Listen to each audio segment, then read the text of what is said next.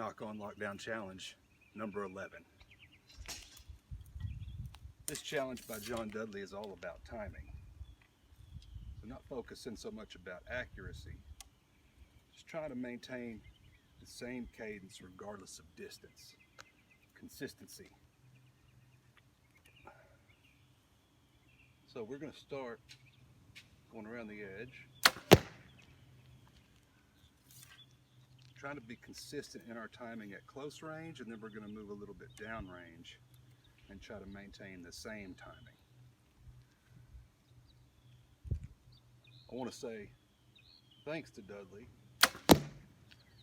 for giving the community something to do during this time of isolation and self-quarantine and social distancing.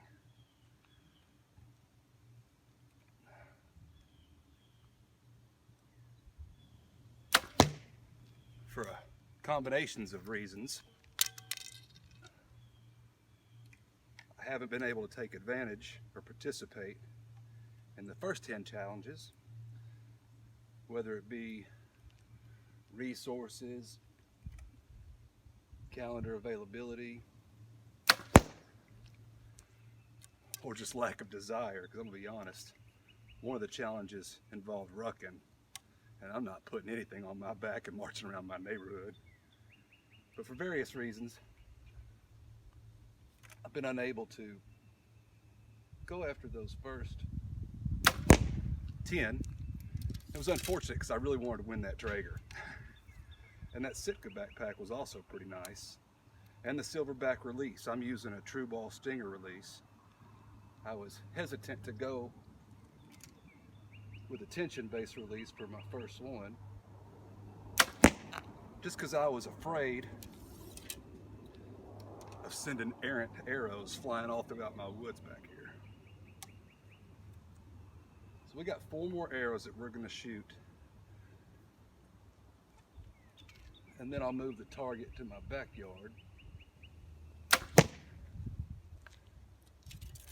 and go from a much longer distance. We're shooting right now at 20 yards.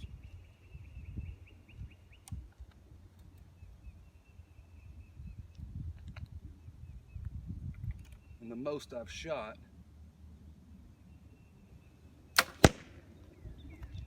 is 50 yards. And so we're going to move this target out to 50 and do the next part of this 3-part challenge.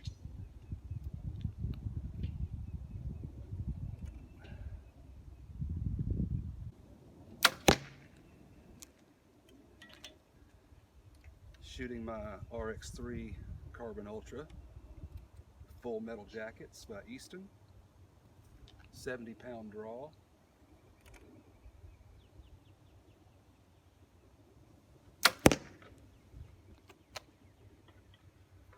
All right, so let's go pull these arrows and then move this big heavy target out back, and we'll continue on.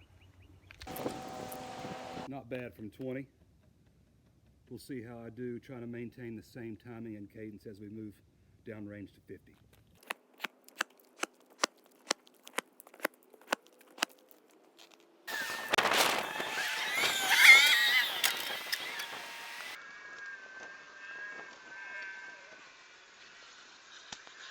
Man, it is really, really muddy out there. My shoes are destroyed.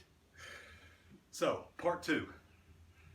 Trying to keep the same cadence as we move farther down range. Again, not focused on accuracy so much, just tempo. And the reason for this drill is John Dudley says that he really sees it a lot in his students, that as the target moves farther away, they start to get a lot slower and spend more time holding out there and focusing, and their shoulder collapses and all types of problems start happening.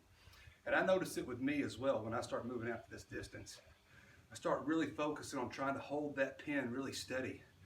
And what ends up happening is I get more fatigued, and it makes it even more hard for me to make a good shot. So I think this is a really good drill. So we're going to shoot a few at the center part of that target. That target's heavy. I'm breathing real hard. That XXL outdoor range target by Morrell, it's like 100 pounds. So it's also real big and awkward. It's hard for me to get arms around it, so I got to use that wheelbarrow to move it efficiently. But we're going to take a few shots at that center target for this second part, and then we'll move on to the third and final part of this challenge. Let's go.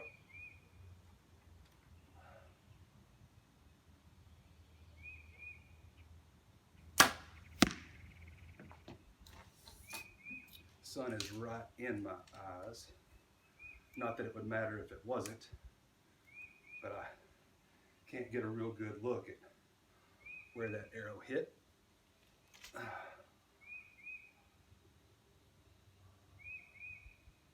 It's really hard for me to see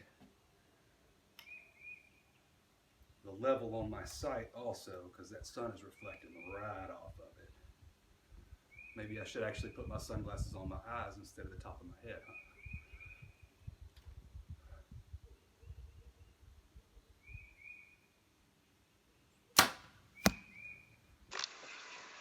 I'm kind of all over the place.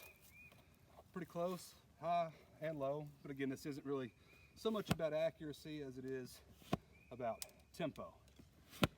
Now, for part 3, what John wants to do is make the target smaller. So he suggested cutting out a smaller target and taping it up here, but since this target has these little black dots around it, I'm going to shift my focus to these black dots and let 3 arrows fly. Probably focusing on these 3 on the left side.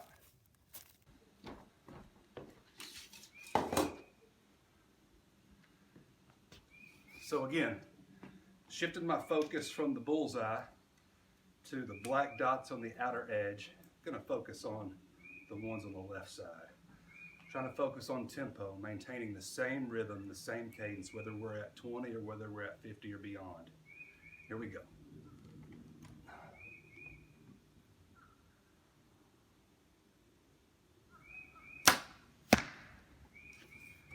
Definitely taking me a little bit longer just to get my pin somewhere in the vicinity of the target. Far left black dot.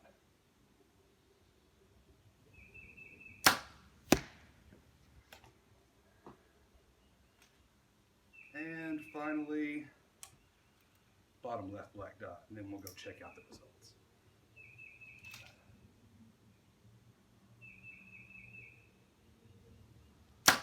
Ooh, I moved on that one.